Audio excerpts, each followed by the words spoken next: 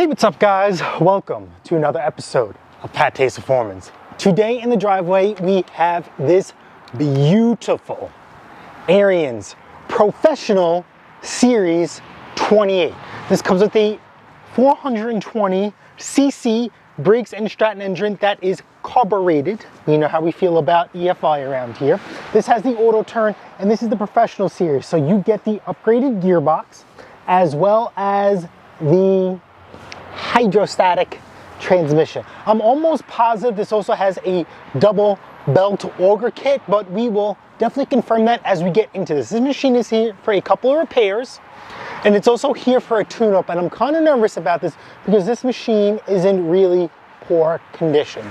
It is very sad that I worked on this machine a couple years ago from the original owner and it was in perfect shape. It has since changed owners and the new owner does a terrible job with storage and upkeep in the off season. So let's get into this and let's go into the snowblower yoga position, upward dog. And we are going to start to pop off the wheels and the covers, and I am really not looking forward to this. I am hoping that all of this rust and rot will not come to bite me in the butt. Now these wheels are a little loose. They seem to be loose and we shall see. So we're gonna take this clip, push it up, on forward, unclip the wheel. That's great. Slide it out. Oh my God. Wow.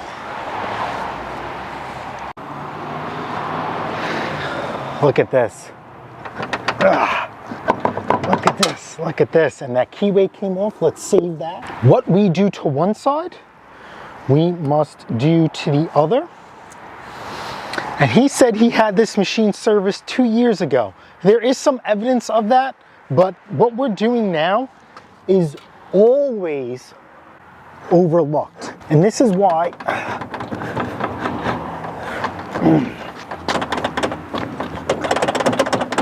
And this is why it is important to always, look at this.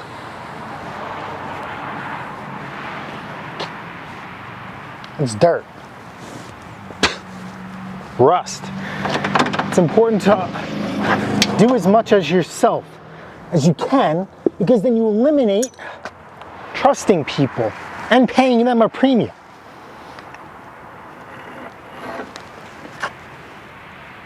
Man. Yeah, this one is, holy crap. So this is your E-clip right here. This E-clip comes out and then we should be able to pull this shaft out. It is a splined shaft. I know I'm making lots of noises, but I'm not looking hopeful on this. All right, so here is your E-clip. And what I like about it is a good sign that it is free. So you can rotate this in a favorable position, take your needle nose, and just take it off. Now be careful with it, because you don't want to damage it. Oh, look at the shaft. Look at that. I can't even touch my camera. Can you guys see this? So what we're going to do is we're going to take our die grinder and we're going to just knock off all this rust.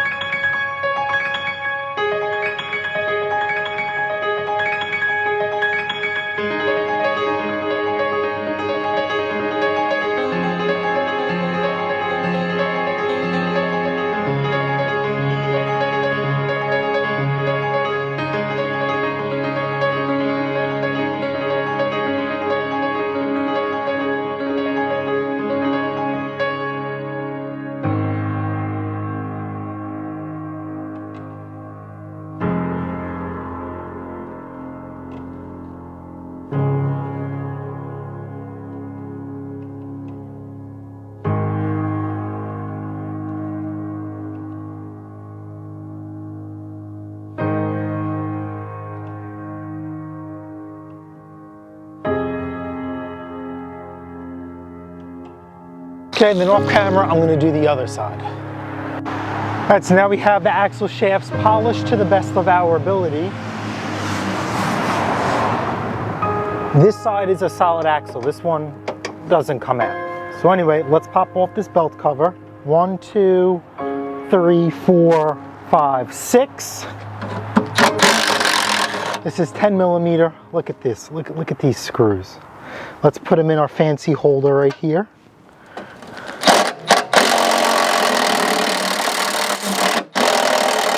Like this one stripped.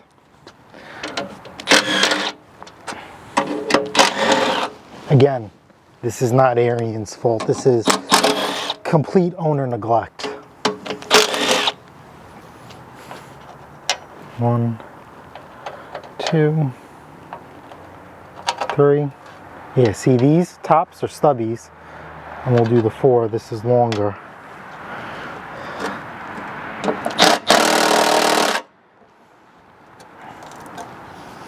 Unreal.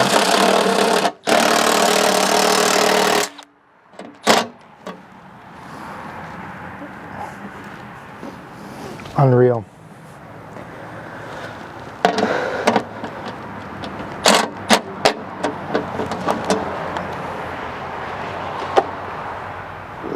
Let's see if 3/8 will work. All right, let's see. 3/8 is just a little bit smaller, and we're out.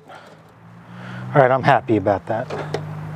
Or maybe I was wrong. I could be wrong. Yeah, 3/8. Don't use 10 millimeter. 3/8. 3/8. So now we're going to pull this cover off. Jesus, man. Jesus. Look at this. Look at this. So this does have a dual belt kit. Inside here is your hydrostatic transmission. So let's talk. This is your auto turn clutch. This is what locks and unlocks the axles. Here is your physical sprocket, traditional sprocket, and gears. Again, this is your other gear to engage the clutch. This is your meat and potatoes of your drive. This is your hydrostatic transmission. And this is patent pending. This hydrostatic transmission is non-serviceable. And that's what I hate about these. This is considered lifetime fluid. So what happens is, you engage your drive lever, hydrostatic clutch, like an automatic transmission, engages this sprocket here, which in turn turns the wheels. And then your auto turn system will kick in as you move and go forward. When it comes to auto turn systems or any snowblower drivetrain transmission, lubrication in this situation is extremely important, and that's what we are exactly going to do. So let's just take a quick peek at these belts. These belts look good. Even though it is a hydrostatic transmission, there is a belt because it has to spin somehow, some way. We are in really good shape. So let me go get my tub of grease, and we're going to talk about some grease points in here. And then there's also Ariens, which I love, has grease fittings on the outside which lubricate the inside. So we're going to hit up all of those. So any grease will work. I promise you this, I swear on anything. This machine does not care what type of grease you use. Because if you do it often, every year, the type of grease you use is irrelevant. But if you insist, I like Lucas Red and Tacky, I buy it in the tub because I use these on axles and drivetrain components. And the only reason why is because I have a conscience, in the sense that I do a lot of fixing and flipping, in the sense that I would buy this machine at a discount. Sometimes it needs work, sometimes it doesn't. But everything I sell, I service. And God knows, after I sell it, what happens to it. So If they choose not to service it, I rather know that I use a quality product and a quality service, that if they wait a couple years down the line, that the next person who touches this hopefully won't curse me or them out. Now, also, I am not cheap, okay? I'm very expensive. I hear it all the time on my channel when talking to other peoples in the community. I'm very expensive compared to other people who do what I do, even though I have people from their area coming to me for machines and services. So I also feel, because I command a good price, I command to be compensated for my effort and time, that I also need to use a quality product. Okay, so there is no way to lube this. So what I'm gonna do is, I'm just gonna take my grease, pack this in. And now we're gonna slide this shaft back in its hole. And this is fitted like a gear. And it's either gonna go in or it's not. And now, we're gonna work it in and out. Because we gotta make sure, see inside here, this is all rusty crusty. You gotta make sure that rusty crusty has nowhere to go. If you really wanna get crazy with the rust inside this shaft, you would have to soak it in some rust bust and then apply. We do not have the time for that. We are just going to go the traditional method and way, and just apply a lot of grease to give this thing the best opportunity. If I see this machine again in a couple years, that we are going to have no issues. So again, remember, generous amounts of lube.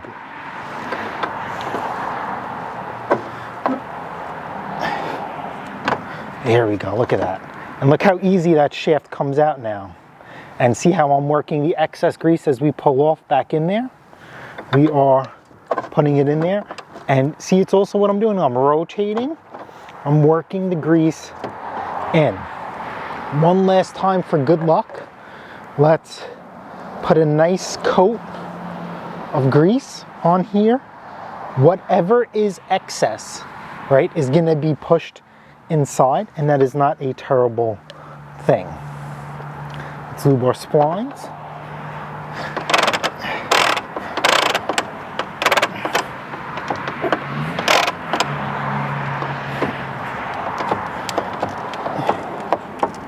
We are good to go. Now what I want to do is, let's see if the camera can pick this up.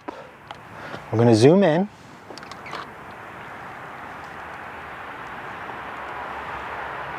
You see that splines, those splines right there? Check this out. Engage and disengage. So what are we going to do with those splines? Do you see a theme that we're going here with?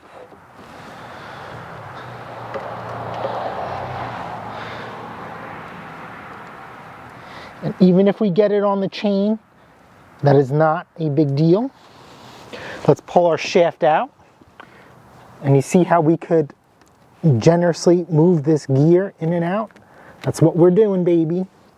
Work it all the way around. Let's slide our shaft back in.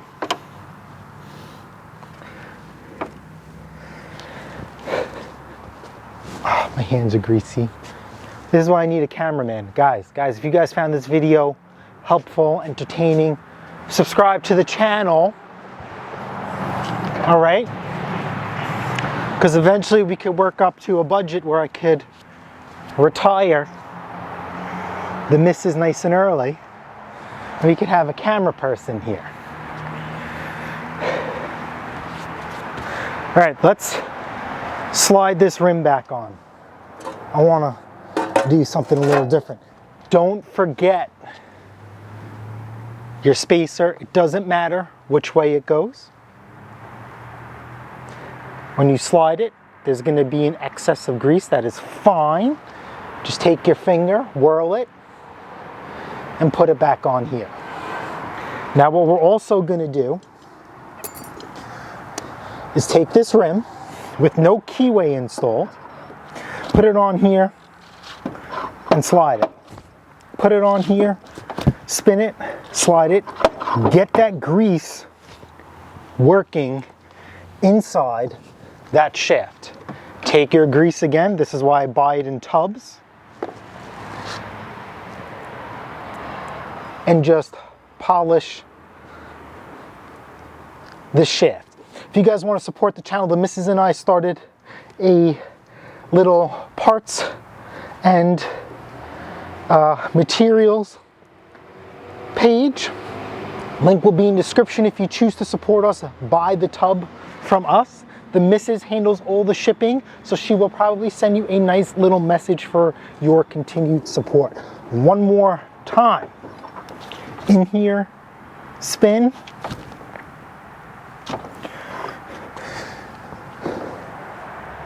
And we are good to go. Our keyway.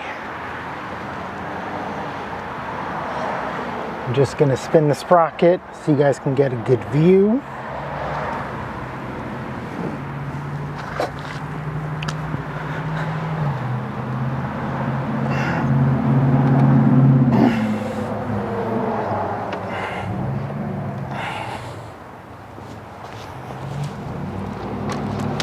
Our keyway is right there. Take your grease. I think you guys kind of get the point. This excess grease, coat this keyway with grease, pack out this hole,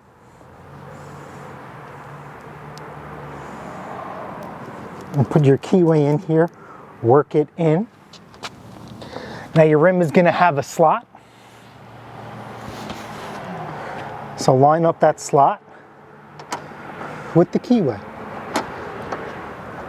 And if it's hard to tell, that's good, because that means you used a lot of lube. Take your clip and a better camera angle.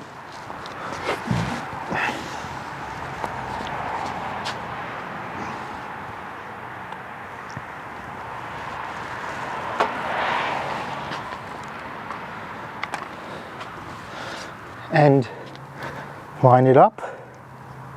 Okay, and just push it down. Come on. It's so cold. So you need a little massagey.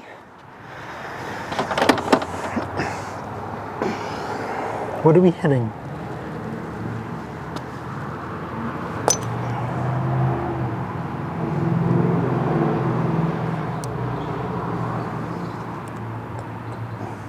There we go. Clips right in. No tools needed. I didn't need any tools to take it off, which means I shouldn't need any tools to put it back on. You see this grease fitting right here? We are going to pump it till we see fresh grease come out of this axle, of this sprocket. Where's bushing? Because what you're doing is you're purging the system and you're putting in fresh grease till the old grease comes out. Now, ever since I had this grease gun rebuilt in my Milwaukee, its greasing time is significantly longer, and I have fought with them tooth and nail, sent it back in. They didn't replace it, they rebuilt it, and it still hasn't changed. Can you tell which is old, which is new? This right here is the old stuff coming out. That's all you need. All right, now that we have that purged, we're going to go back to this wheel. Let's grab our tub of grease, and again, generous amounts.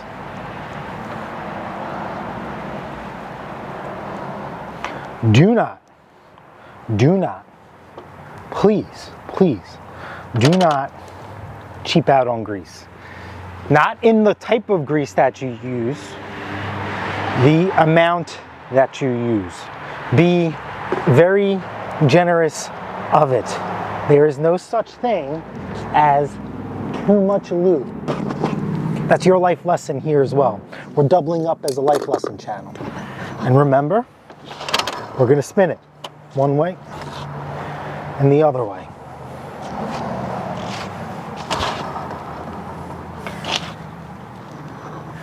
Take it back off, and look, there's more dirt in here, and we would have never gotten that dirt out if we didn't put that wheel in and spin it. More grease. Again, generous amounts. I cannot stress this. When I do lawn tractors, I am the same way. And if you have a lawn tractor, see what I'm doing here? If you haven't done this to your lawn tractor yet, I'm telling you right now, when you're done with this, while you're in fix-it mode, go to your lawn tractor, pull off the rims and tires, polish and grease. Polish and grease. Okay? This is going to be the last time. This is a lot. Yeah, baby. Yeah, baby. This is amazing. Let's take our keyway.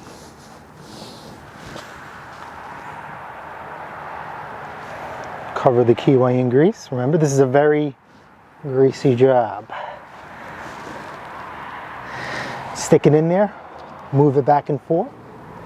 Let's take this excess grease. I'm just gonna put it someplace real quick. I got a little too carried away, but again, nothing wrong with that. Let's take our grease, line up the keyway again in the slot in the wheel. Okay, we're in. Whoops, I forgot the bushing.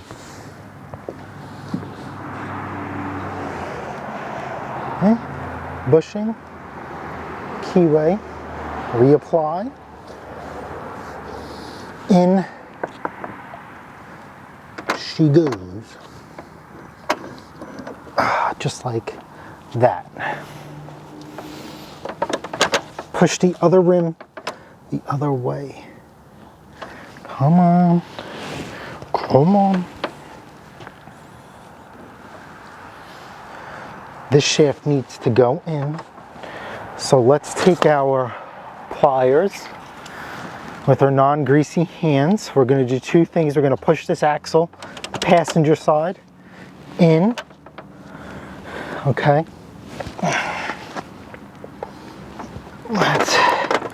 And I'm using my pliers to push the axle all the way in.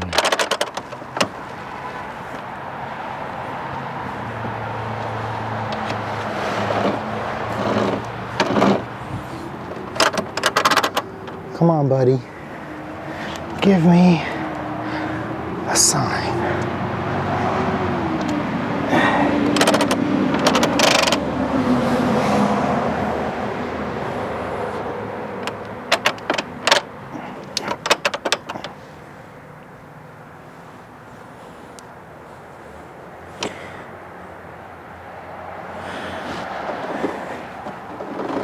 I'm just lining up the keyway again.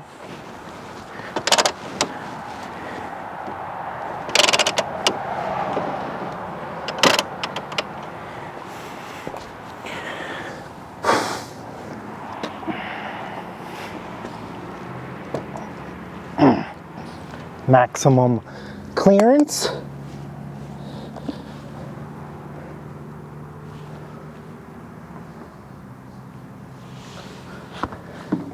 The keyway fell out. Shizer. Let me go find it. I'm partially colorblind.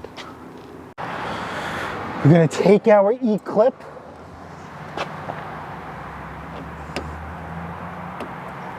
And just push it in. And put grease all over that. Now we take our wheel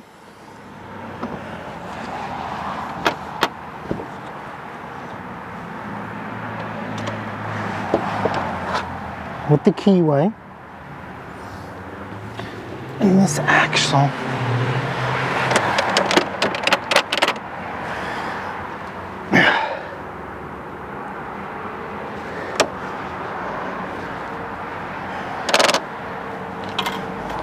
should come out.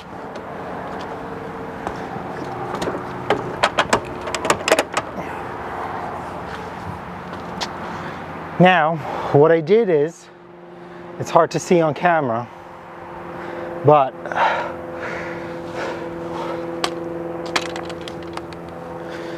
put the transmission in freewheel mode, put your finger on this part of the axle on the other side and spin it. And as you spin it, put pressure pushing in that way. And now we can just clip this wheel and call it a day. Now back here, inside we go. Again, remember with this all this extra lube,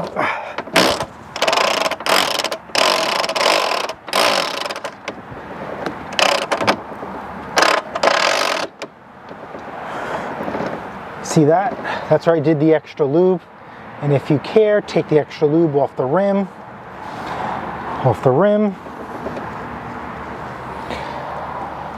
And put it on these gears. This is very important. You want to grease these gears. And then as you turn the wheel, it will work it in itself. So just like to put my finger, make sure we get a little bit of everything everywhere. And don't forget, remember that Zerk fitting greases inside this gear here. Now the last part to grease underneath here, okay, is this chain and sprocket. Ooh, I use chain lube, who cares? Not needed, not needed. It's grease. Grease will be fine. You wanna know why it's fine? Because it's lubrication. That's fine. And we're going to do the same thing. And if you really want to get technical, right? If you really want to get technical, I'm dating myself. Does anybody remember old snapper lawn tractors? Real lawn tractors? Just them in general? Or how about this? Some rototillers. Their transmission is, guess what? Chains and sprockets, and inside it's covered in grease. And you know, those things last forever. So please tell me that chain lube is superior to grease. It's not in this application. And you see how we're just working it in? We are working it in. This chain doesn't care what you use as long as it has some lubricity and repels moisture, which will lock up this chain and cause issues. Look at that. We are done inside here. Look at this rust, man. This is crazy. This is just insane. Alrighty, so now remember, when we put this cover on, the two top bolts were short, and the ones on the side were long. Now, you see these here? Just make sure they're lined up in the hole. This is what they screw into.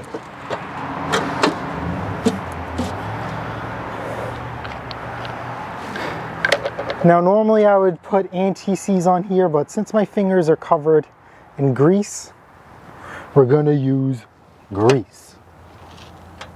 Why? Well, look at this. This machine is Rusty Crusty number 1. Number 2, this is the lowest point of the machine. The lowest point of the machine is closest to what? Snow, debris, moisture, rust, the lowest point. So this has an increased chance to touch stuff that it really shouldn't be touching. Especially in slushy snow, you run the risk of stuff being touched. And we don't want this stuff being touched. But again, if you do this every year, then they really don't foresee this being an issue. If you wait every couple of years, then this is very, very prevalent. My only thing is to you is, guys, you're doing this work yourself. Why sell yourself short? Okay. And then we have these two small ones. Again, lots of lube on the threads, just like anti-seize. And we're gonna zip these home. And you see what I'm doing? I am making sure I am starting these by hand.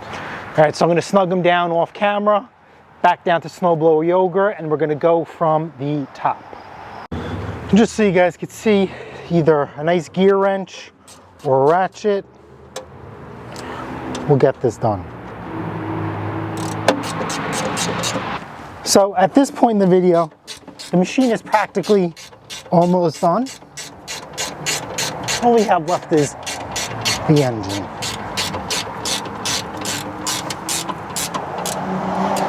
We're just going to make a couple of observations. We're just going to check the belts from the top, grease the augers, even though they look like they are very well greased, which I love. And then we're just going to spray some lube over a couple of things, and that's it. I told this guy he has to find a better way of storage, or I gave him a price. I don't think he was happy with it, but that involves me breaking this machine down and restoring it cosmetically. But when you got guys who use this machine in a commercial manner, for the most part, they don't care. These are throwaways. And that's also why I told him, when he's ready to throw it away, holler at your boy. I will definitely be interested in taking this off his hands and putting this thing through the gamut. Everything is just rusty on this thing. Everything. This thing is not going to be pleasurable. It's going to fight us each and every way. One last spin, because I want to engage the transmission. We are good to go. Now, Snowblower Yoga. Actually, let's hit this thing with some blaster. All right, this thing's in kill mode, and when this thing's in kill mode, it sprays all over the place. So we're just literally gonna go over the springs, the rods, everything. Just generous amounts of lube. This thing is just, oh my God. Generous amounts of lube. I mean, this thing is just covered in surface rust. And there's cables inside the cable hole. These rods inside here with these bushings. Another thing where these cables go. I mean, my machines don't look like this and they're like 20 years old. And I use them more than this guy does. I'm not knocking him, but certain people have this thing called pride, and certain people not. Some people, this thing is just a tool. They don't care. Not everybody is going to be like you. And as you guys can see, the person who serves this machine really didn't do a good job. Really didn't do a good job. We're just going to hit some more stuff with lube. And see, look at this here. Is this the... Now from him, keeping it stored like this, all of this stuff is stretched and worn. And he doesn't care to fix this. I gave him a price on a new spring, but see how you take tension off? This doesn't spring back.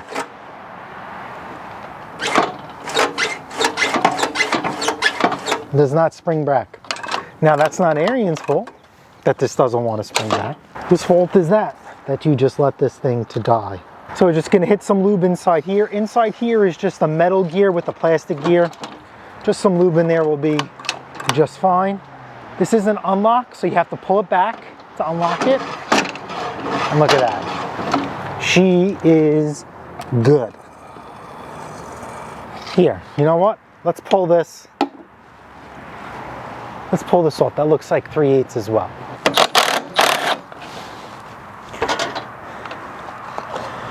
See, look, I didn't take this apart. All I did was spray lube. All of this was covered. Now, if you want to put grease, go for it. It's just gears, but not necessary. Not necessary. I never had one of these ice up on me. Just be very generous with the lube. I cannot stress that more than enough.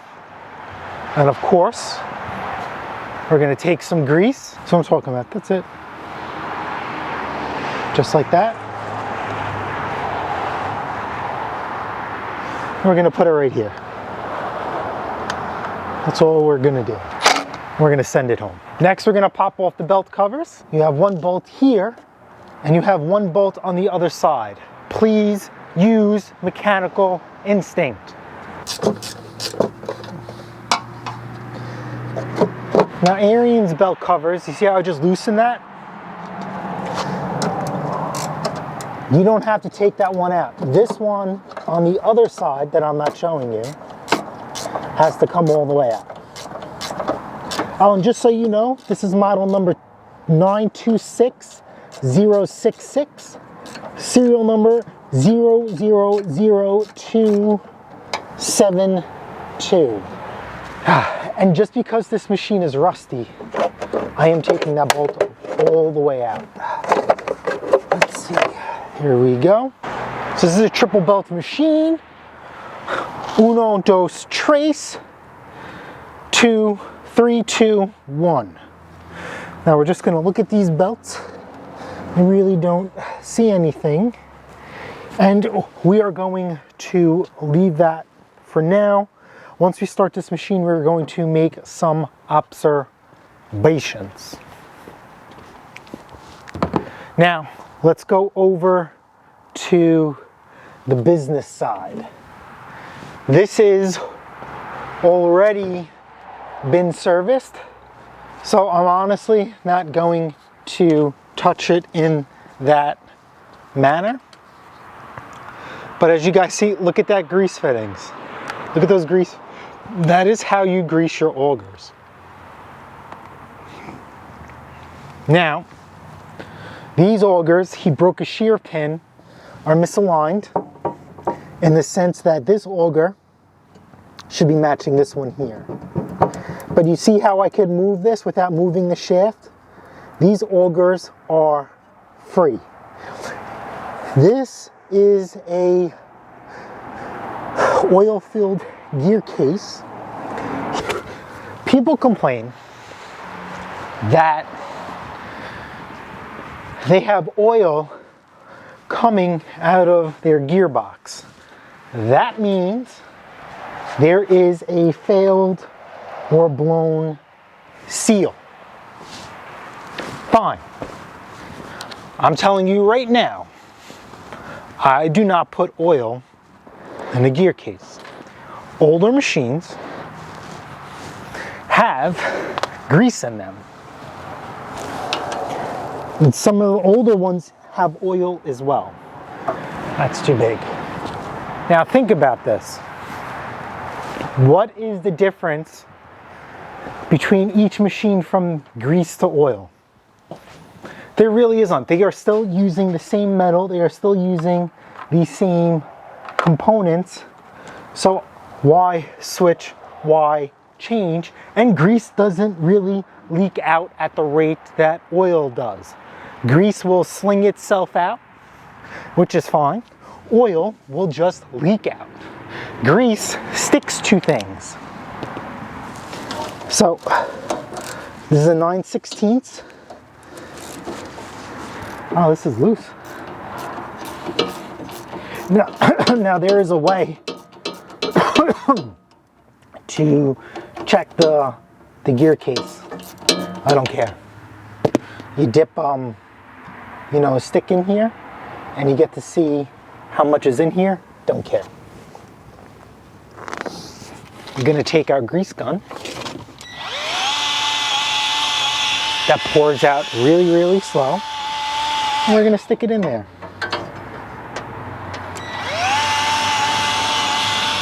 And we're gonna give this a couple of shots of grease.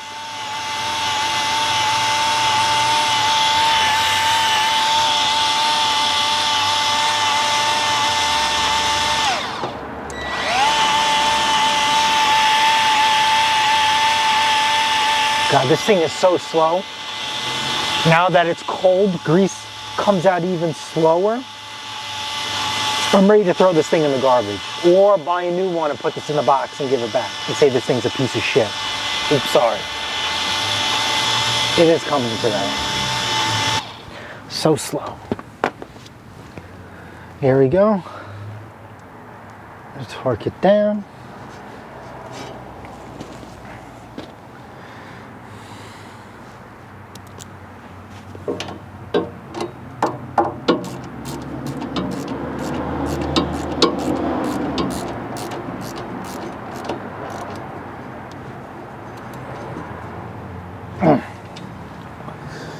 Okay, we're done.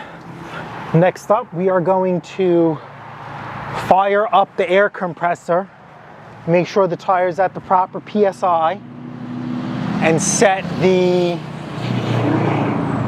gap for the scraper bar. All right, first things first. These tires have a rating on the side, and it should say max PSI, and this is 20. So there's a lot of discussion with PSI ratings and traction and all this stuff. For me, I like to do 15. If you're running tire chains, we're going max PSI. Because guess what? The chains are going to do all the grabbing for you. And the more inflated your rims are, the more less play your chains have. So this is 15.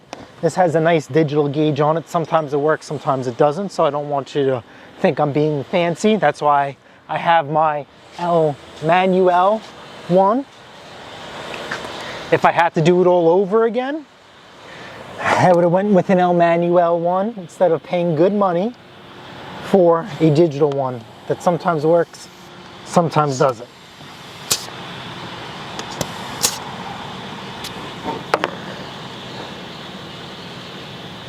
Okay, we're set.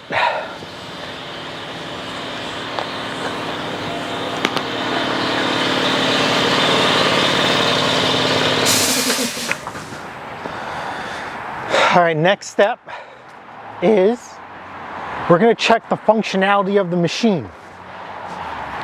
Going to make sure everything works, especially with the belt covers off, because this is when we could start making some adjustments.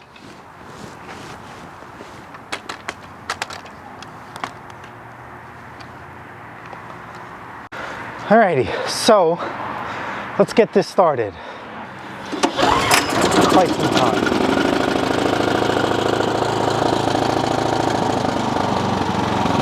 Idle it down, take the choke. Now, let's warm up the hydrostatic transmission. A lot of people don't think about doing that. How do you warm up your hydrostatic transmission? Good question. Put it in neutral and hold the lever down.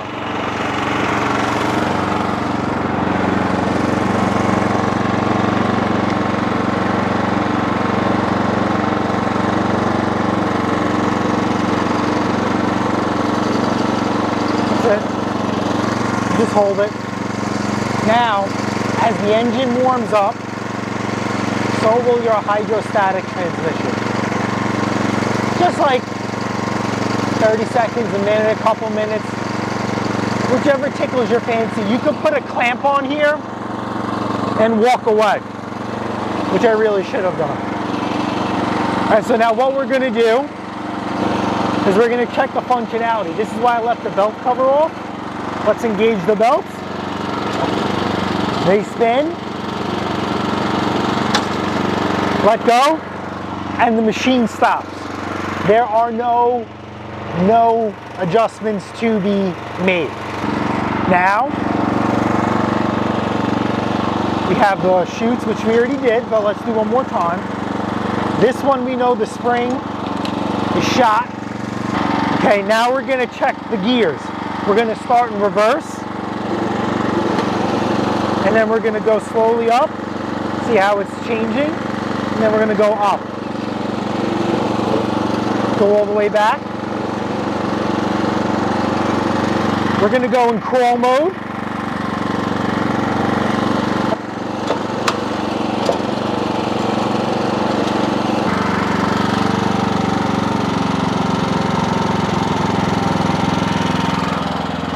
Now I'm gonna let it run because I'm warming up the oil. That exhaust feels really good right now. Shut the machine off. I really was enjoying that exhaust blowing on my family jewels. I mean, it is freaking 20 degrees out. It's cold as hell. Again, take these threads, cover it in grease,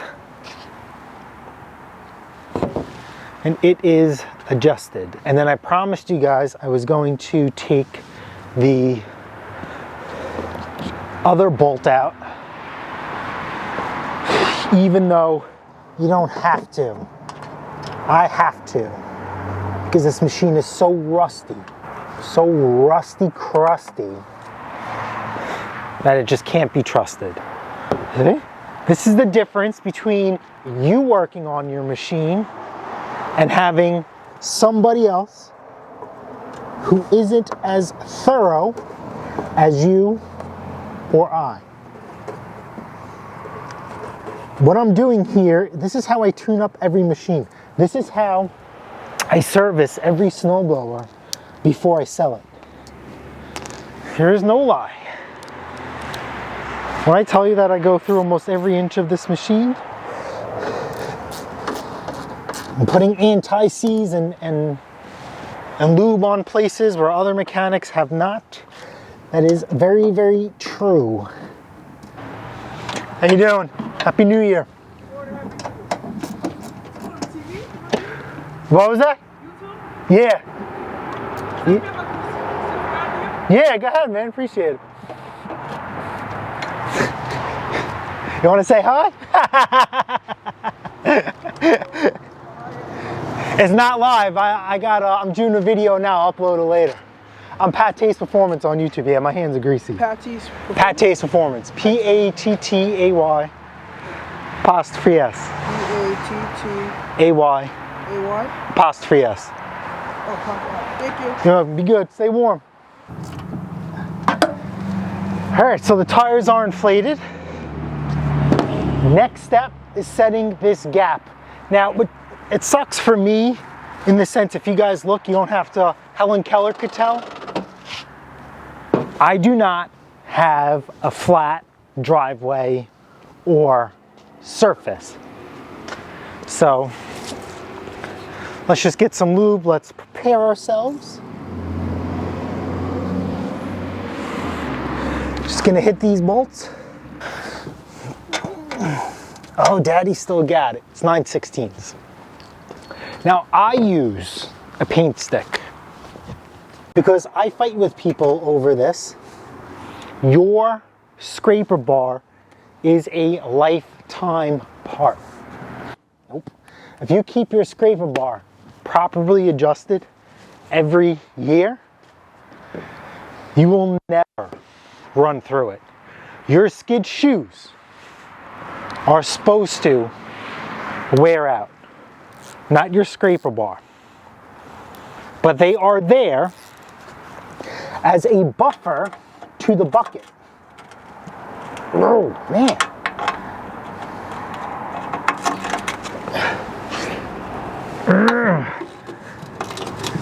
Loose. Oh my God. Look.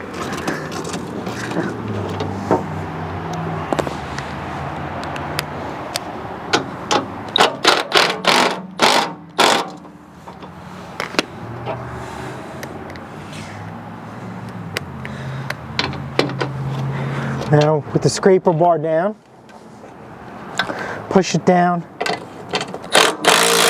and tighten it back up.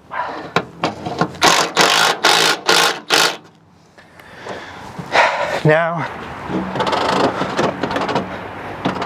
see this is just the auto turn working. Let's do one final check through.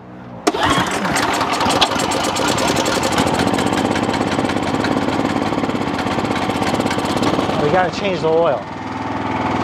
That's right, so let's run it. Gauge the wheels. All right, we're turning. Hooray. See how I let go? Turning. Hooray. Turning. Lock. Yep, it's locked. Let's turn again. We're blowing some snow. Let's kick this up.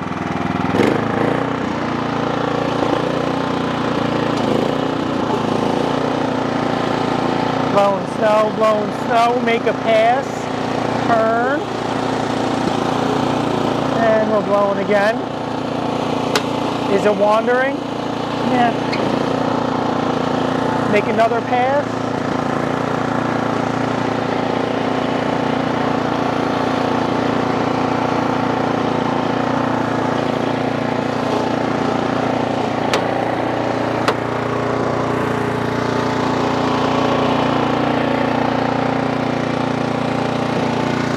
We will get this nice and hot. All right, so here, let's remove this dipstick, nice and loose. So that allows the oil to kind of like vent itself out. It flows a lot easier. Okay, then over here is your drain plug. I'm praying that I don't need to put a set of vice grips or another wrench on here, because that should not be spinning. But I'm not. Yep, the whole thing is spinning. So let me go get a set of vice grips. All right, so what you're gonna do is you're gonna get a set of vice grips. Clamp it. You don't want to be too tight. You don't want to crack or collapse it. You just need this to be tight enough to hold this drain pipe as you back off the nut. And see that? The nut comes right off.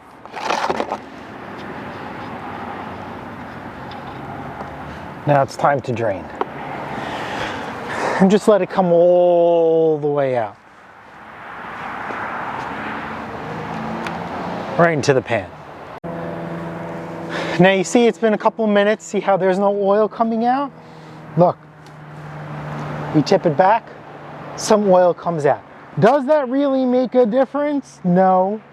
But I have OCD issues and I need all of this oil to come out. Especially this person doesn't use royal purple. So we want as much goodness in there as possible. If time was on my side, I'd let this sit for like a good 10 minutes and go about doing other things. Time and 20-degree weather is not on my side. So fun fact is, see these threads? Take your oil, your old oil, and put it on the threads. Yep. Handle your vice grip.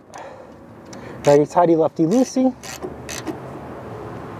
Once it gets a little tight, quarter turn. That's it. It's never going to come out. The Bear takes 1.1 liters of oil. Now, I don't speak that type of talk, but what I do speak is in ounces. That translates to like 33 point something ounces.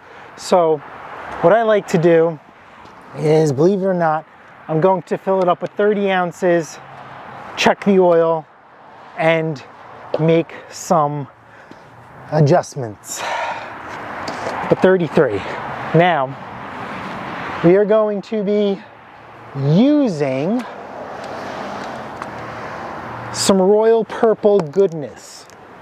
Your snowblower takes 5W30. Doesn't matter which one it gets. So we'll do 20 quarts, 20 ounces the first rip. This is a measuring cup from Home Depot. It measures paint. And I use that to measure oil. This is more like 21. Got a little zealous. Take a little funnel and pour it right down the hatch. Make sure your drain plug is tight. If it's not tight, well, you're wasting money and you're going to find out the hard way. You're going to create a mess.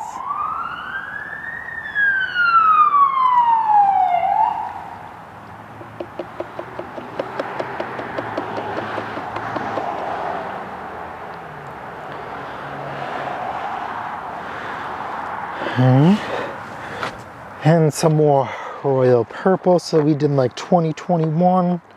And we need to get this up to 30. So we're going to go to the, not fuck it, let's go to the 12 ounce mark. That's 32.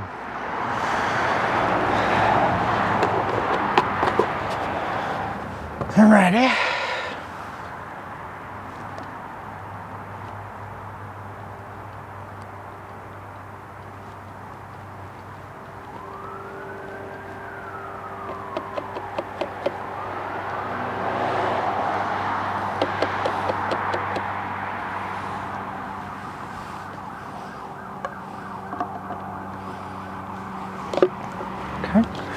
Let's put this to the side, make sure it doesn't knock over or get spilled.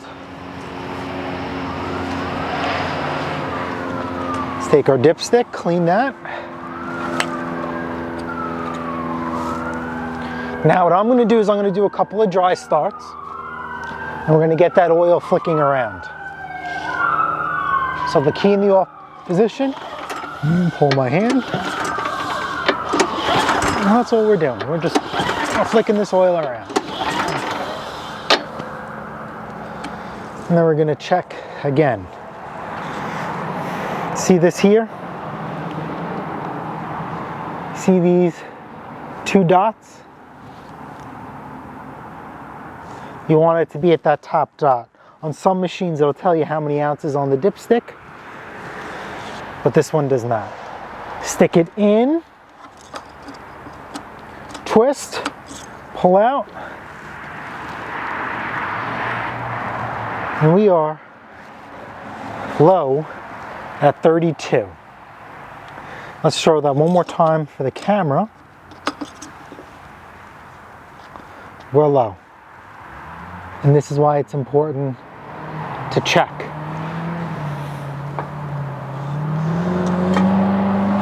So let's add a couple more ounces. Now also don't forget, there's still some oil in this cup. Does it make the difference? Doubt it.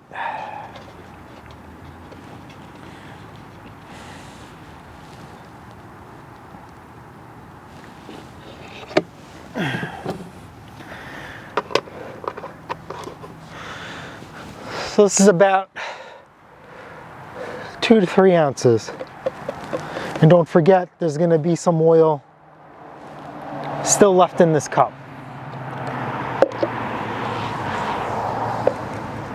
20 degrees out. Ain't nothing flowing right.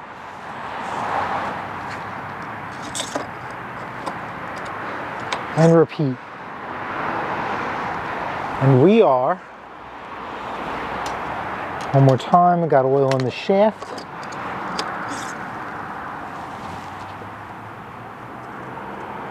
We are right on the money. Right on the money. Now that we're right on the money, we already did a few dry starts. Let's give it a real start. Run the machine.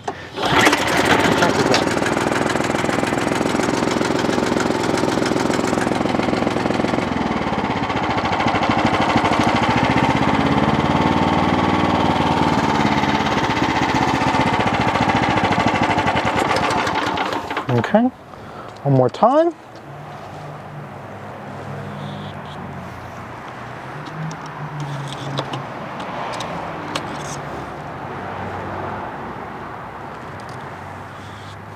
Come on. It's one thing I hate about these dipstick tubes is you get the oil on the side. And if you go to the back, see here how it's overfilled, but you turn to the back, we're right on the money too. So we're good to go. This machine is running a little low on fuel.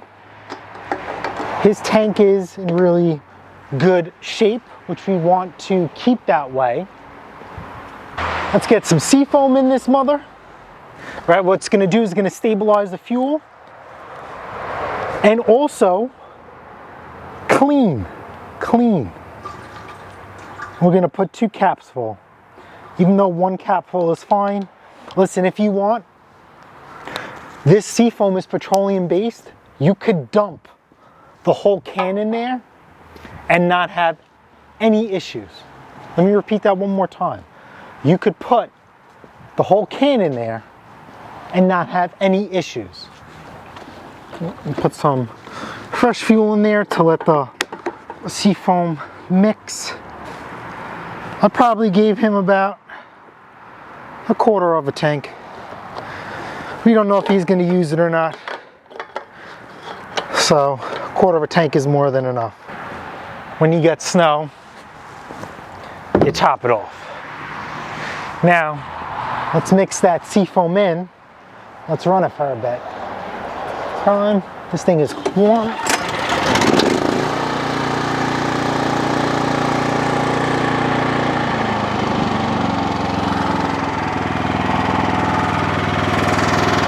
Let it run for a few minutes. Let that seafoam goodness mix in, work its way in, go through the carburetor, go over the valves, the piston, and clean all that stuff up. Sometimes, if you put a lot of seafoam in, I mean a lot, your engine will smoke, and it's not a bad thing. Remember, it's petroleum, you're not doing any damage. It's just burning off excess.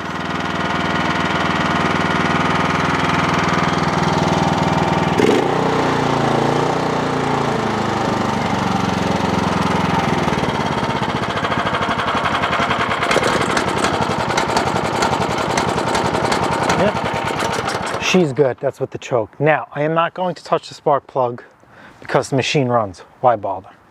Why bother? It is 2024. To me, spark plugs, I'm not saying they're a lifetime, but it's just unnecessary. And one, we are out of time. So, the spark plug is you're gonna have to pull these covers and this boot comes off and you have access to your spark plug. I'm not gonna touch it. We're good.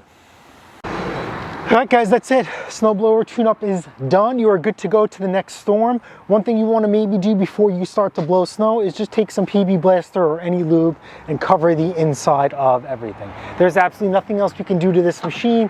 This needs a new spring. From being compressed for so long, it has lost its tension. If you guys found this video helpful, entertaining, good, bad, ugly, critique me, tell me what you would do. Drop it down, drop your thoughts and comments down below. Don't forget to smash the like button, smash the subscribe button. Guess what? I'll see you guys on the next episode of Pate's Performance. Later.